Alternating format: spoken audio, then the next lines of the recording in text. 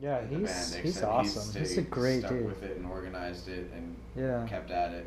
and he does everything too. He's awesome. Yeah.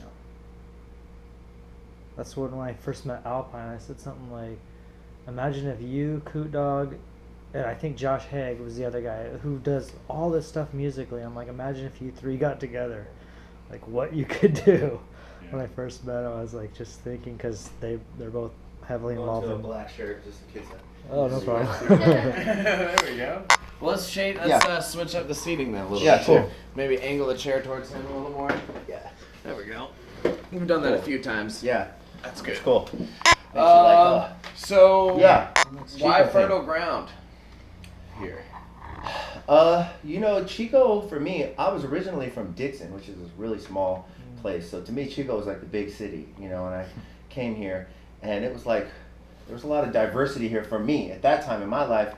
I was from a really little town, maybe like 5 to 10,000 people, and then I came here and I started making a lot of different friends, and listening to other kinds of music and everything like that. And as it started to progress, I took a lot of the kind of independent spirit that the town had. I felt like, I really took it on, like Okie Blow. I'm standing out on, 4th and Broadway or whatever in front of Melody, and I felt like it gave my music an identity. Like Sublime was really into Long Beach and always pumping that. And I always thought that was cool, like, and so Chico, it just really felt like a place that, there's a lot of creative people coming from here, but I didn't really feel like I had any voice at all. And so, I felt like everything I needed was here. At the same time, as I started to grow, I realized that, there was more out there, but Chico sort of gave me this like hometown feel, this identity. And then the people just took to the music. I had the first record was called Luxurious. We actually released independently, which actually became Okie Blow. There was demos of a lot of the songs on there.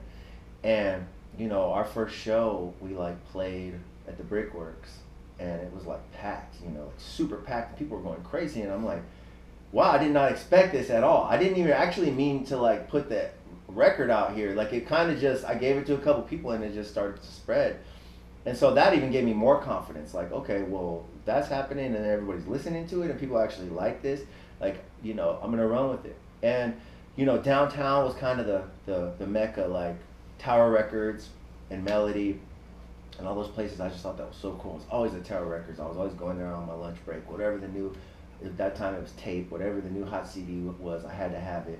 There wasn't, I'll say it kind of gave me a little bit of a shelter because I wasn't like thrown in the mix of, the Berkeleys of the world, or, at that time there was no internet or anything. So it was like we would read the Source magazine or the Bomb, which was an underground magazine, and find out like what the new cool thing was, And so in some ways I was kind of just fearless, I thought like, if I was in the Bay, I might have been like, oh, I'm just a white dude, or maybe I don't want to say anything, But here I was just like, you know what? There's no one else is doing this, There was one other dude at the time. His name was Diz Money, and he was a little bit older than me.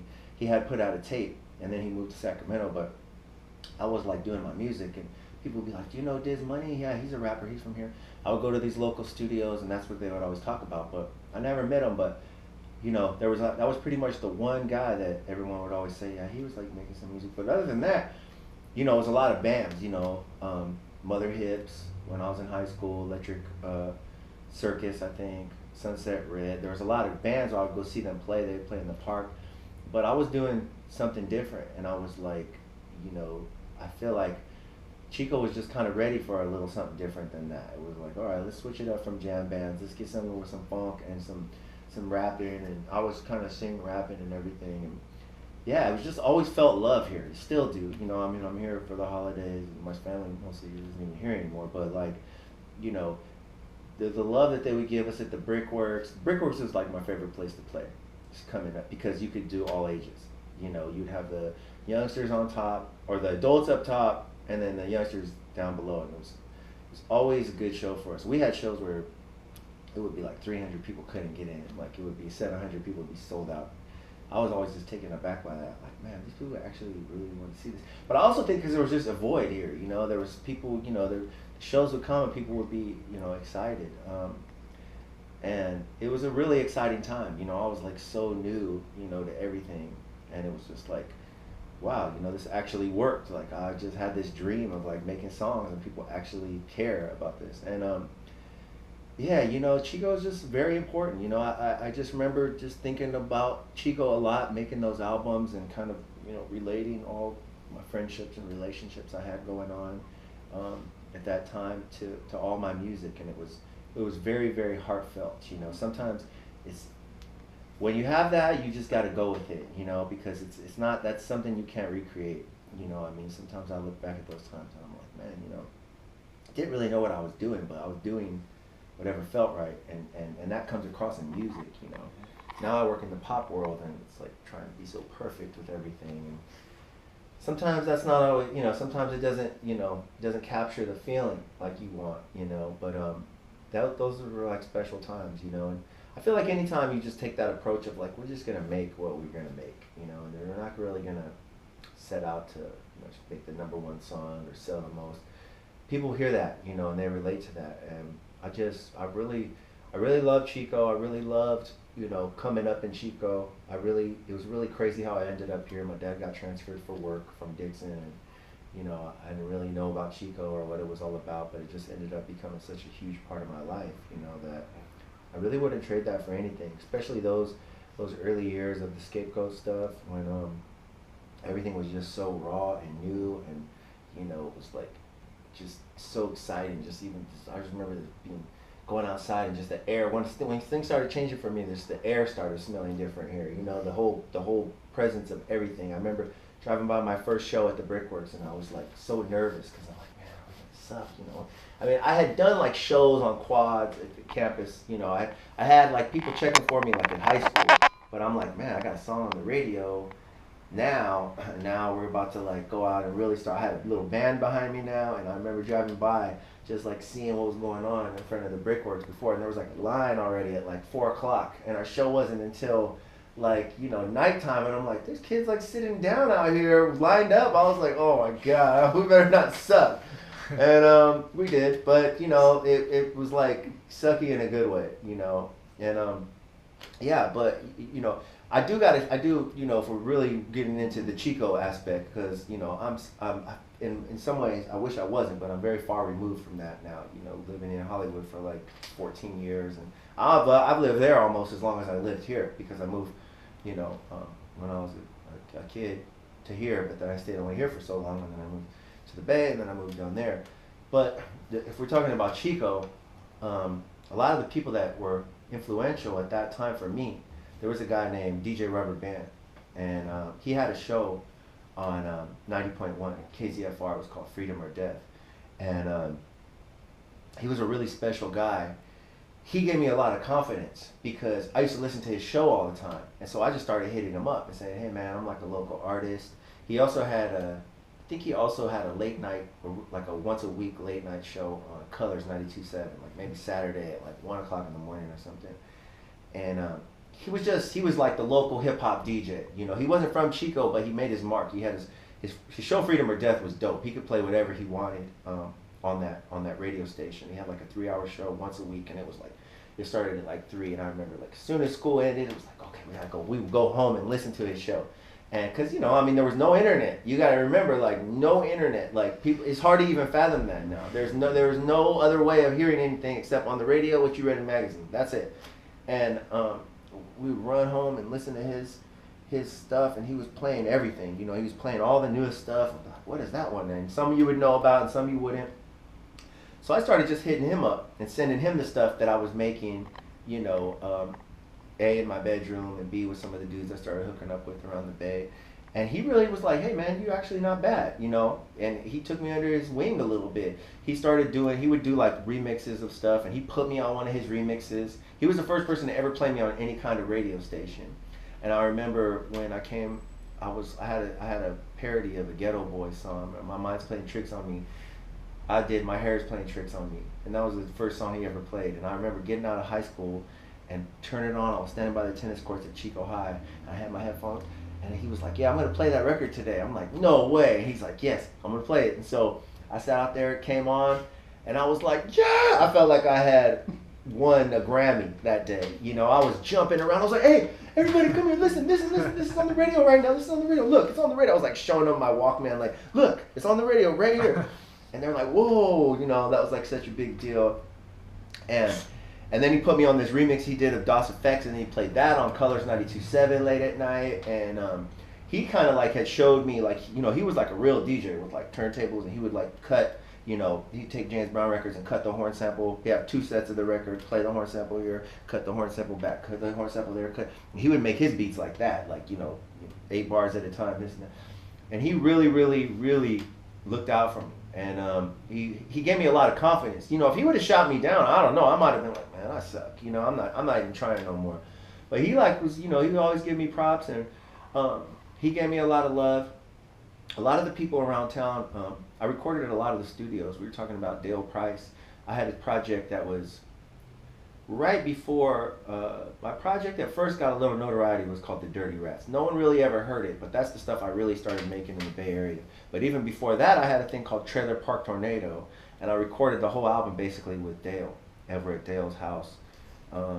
And he was a really, really good influence on me too, because, you know, he worked with my low budget, and he would always, you know, whatever you know, he would make it work with us, you know. And I recorded like 17 or 18 songs there, and he would help me with like the dubby kind of like drops. He put these little effects on the snares and stuff like that.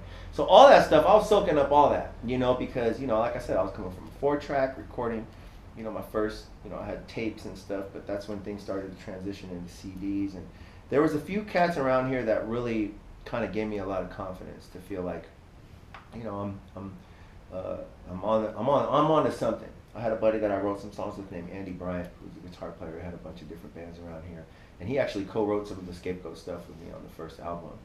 And so there was a few like key components here that I really felt kind of helped me grow. But Rubber Band was a really big one.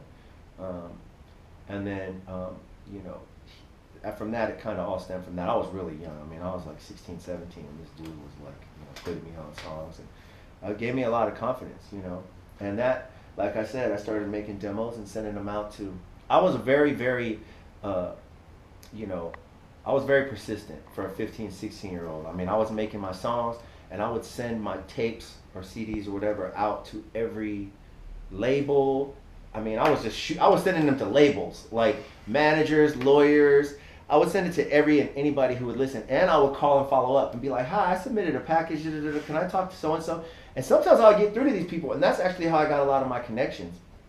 I sent some, and I was like a little manipulator. Like I would get a little bite in LA, and somebody like, this is pretty cool, and then I'll be like telling the guy in the Bay, like, oh man, this guy really loves my stuff. He's saying he might sign me, and he's like, really? He said that? Well, we'll come down here. And so that's kind of like how I got some, like, my foot in the door. I would sort of like parlay little situations, and I would like try to, you know, like, this guy's really interested. You know, you should really take a look at me. Okay, come down. And so, you know, I made a lot of connects doing that.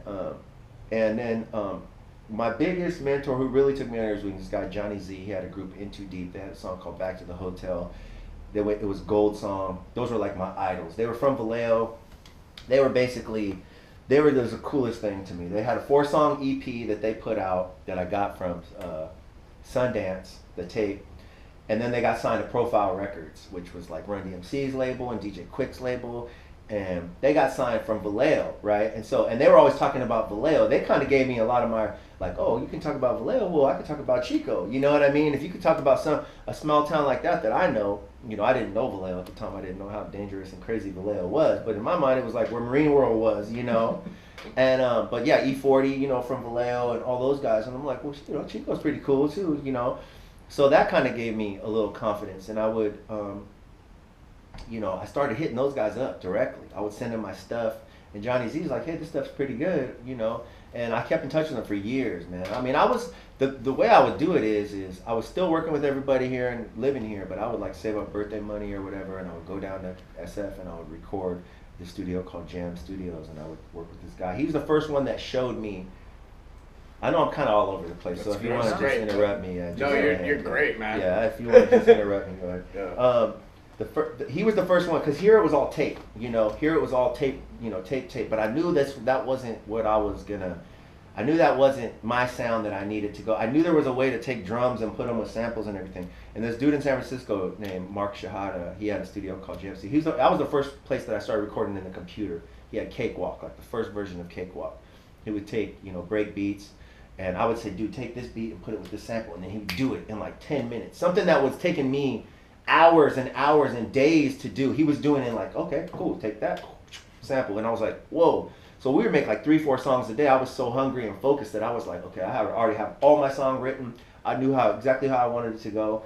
And by the time I left, it would literally be one 10 to 12 hour session, $15 an hour, and I would walk out of there with 3 or 4 songs. And I remember just like so freaked out, like, whoa, my quality is like close to this. I would play like Ice Cube, and then I'd play mine and be like, it's really not that different now, like, because for so long I was recording on the Casios and the 4 tracks, and it sounded like a bedroom recording. And at that point, that's when it started to change. So those demos are what I started to send out to everybody. And I would do it all in one day. Some of my buddies from Chico would roll with me. And like, that's what I sent to Johnny from Vallejo. And he really I started sending, he said, this is pretty good, keep sending me stuff. He did, it took a couple years of me following up with him. And finally he said, come down on the weekend, bring some ideas, and we'll work for a couple days. And we recorded like 3 or 4 songs, right, in those couple days. And after a few years of building with him, like I ended up moving down there and living with him and working at his studio, sort of interning, engineering. E40 would come through, Spice One would come through, Be Legit, the whole Click crew, Richie Rich would come through, and I was like, Mac Dre would come through, and I was just kind of a little fly on the wall. Still living in Chico, but I would go visit, there, and I would go spend the weekends there. And he kind of showed me a lot of stuff, and I would be like, at Chico High, and people would almost like not even believe it. I'm like, man, I was with E40, or I was with Mac Dre this weekend, and those are like my idols, and I basically kind of just checked out on school. Like, I kind of like would just show up whenever I felt like it. I would like fall asleep in class, because in my mind I'm like, I already know what I'm doing. Like, just get me out of here. As soon as I can get out of here, just get me out of here. So like, I took my proficiency exam when I was 17. I kept going to school just because I had friends, but like, I was like, I remember one time I was with Funk Dubious. They came up. They liked the stuff I was making with Johnny. They came up